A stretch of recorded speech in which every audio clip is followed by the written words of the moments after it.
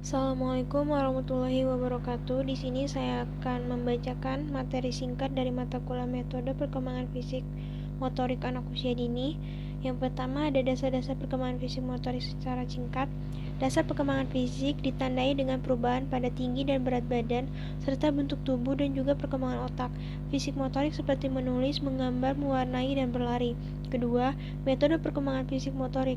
Metode perkembangan motorik anak melatih anak untuk gerakan kasar dan halus, mengoptimalkan gerak tubuh. Ketiga, ada teori perkembangan fisik motorik. Perkembangan motorik adalah perkembangan pengendalian gerakan jasmani melalui kegiatan pusat saraf dan otot yang dikoordinasi.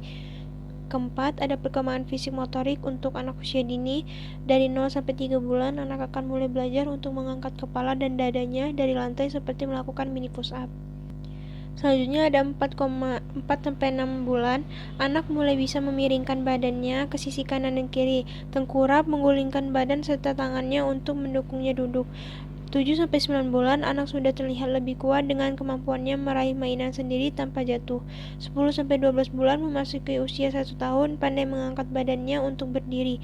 1 tahun, 2 tahun, berjalan dengan baik, berjalan maju mundur, menaiki tangga kecil, dan mendorong benda kecil. 2-3 tahun, fisik anak kian kuat seperti menendang bola dan memakai pakaian sendiri. 3-4 tahun, dapat menaiki tangga pendek tanpa bantuan dan menggunakan kaki secara bergantian. Selanjutnya ada tahap pertumbuhan dan perkembangan fisik. Perkembangan fisik sangat berkaitan erat dengan perkembangan motorik anak. Motorik merupakan perkembangan pengendalian tubuh melalui kegiatan yang terkoordinir antara susunan saraf, otot, dan otak. Perkembangan meliputi motorik kasar dan motorik halus. Selanjutnya ada ruang lingkup perkembangan fisik motorik. Motorik kasar, gerak yang dilakukan dengan menggunakan otot-otot kasar seperti berjalan, berlari, merangkak, dan melompat. Untuk motorik halus, koordinasi antara mata dan tangan. Tidak memerlukan tenaga, tapi diperlukan kecermatan ketelitian seperti menulis, menggambar, dan menjahit. Selanjutnya ada bentuk dan jenis permainan anak untuk perkembangan. Yang pertama, gerak lokomotor, melompat, berlari, dan berguling. Gerak non-lokomotor, membungkuk dan menjongkok. Dan terakhir ada gerak manipulatif. Selanjutnya ada perkembangan fisik motorik melalui permainan kreatif. Permainan gerak anak akan mendukung perkembangan fisik motorik anak dalam beberapa aspek seperti koordinasi mata dan tangan atau mata dengan kaki seperti menggambar, melukis, memanipulasi, atau memainkan objek. Materi selanjutnya ada indikator perkembangan fisik motorik AUD, naik turun tangga, melompat, berlari untuk melatih kelenturan, keseimbangan, dan kelincahan. Selanjutnya ada program pembentukan kesegaran jasmani. Kesegaran jasmani adalah suatu aspek dari kesegaran secara menyeluruh yang terdiri atas 3 konsep penting yang berkaitan bagi setiap manusia. Yang pertama, bentuk dan macam pekerjaan yang harus dilakukan.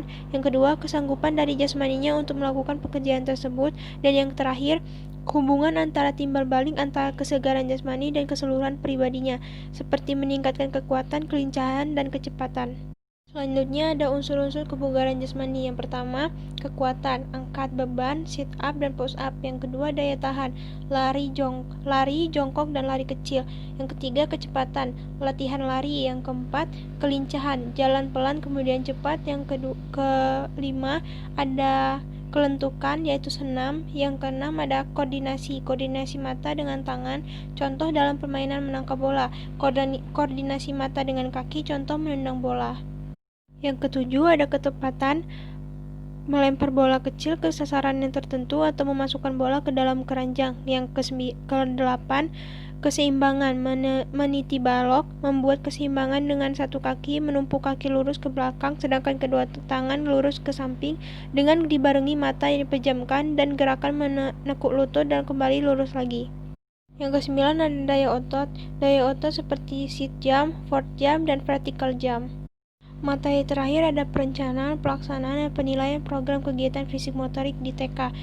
Penjelasannya, yang pertama, perencanaan adalah proses terpenting dari semua fungsi pembelajaran anak usia dini karena tanpa perencanaan, fungsi-fungsi lain seperti pengarahan, pengorganisasian, dan pengontrolan tak akan dapat berjalan. Yang kedua ada pelaksanaan. Pelaksanaan adalah suatu tindakan dari sebuah rencana yang sudah disusun secara matang dan terperinci. Secara sederhana bisa diartikan penerapan. Browns dan Wilderskay mengemukakan bahwa pelaksanaan adalah perluasan aktivitas yang saling menyesuaikan. Yang ketiga ada penilaian. Penilaian adalah suatu usaha untuk mendapatkan informasi secara berkala, bersinambungan, dan menyeluruh tentang proses dan hasil dari pertumbuhan dan perkembangan yang telah dicapai anak didik melalui program kegiatan belajar. Penilaian mencakup proses dari kegiatan belajar atau kegiatan yang berkaitan dengan pengetahuan, sikap, dan perilaku, serta keterampilan yang telah direncanakan dalam program kegiatan belajar. Sekian, itulah materi singkat dari penjelasan dari saya tentang mata kuliah metode perkembangan fisik motorik anak usia dini. Jika ada kesalahan dalam penjelasan, saya mohon maaf. Saya akhiri. Wassalamualaikum warahmatullahi wabarakatuh.